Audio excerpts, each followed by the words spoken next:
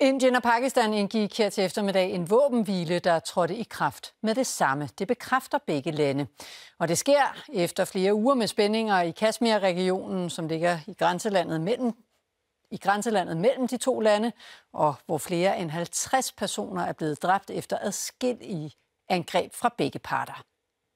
It was agreed between them that both sides would stop all firing and military action on land and in the air and sea. Våbenhvilen kommer efter, at det pakistanske militær i nat lavede et gengældelsesangreb mod Indien, som ifølge Pakistan havde angrebet 3 militærbaser.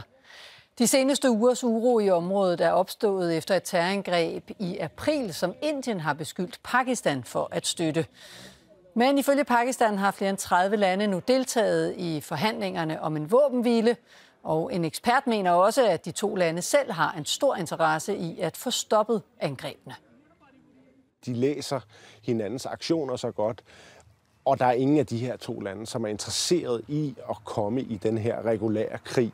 Så spørgsmålet er, hvor stor en rolle de her mæglere egentlig har spillet.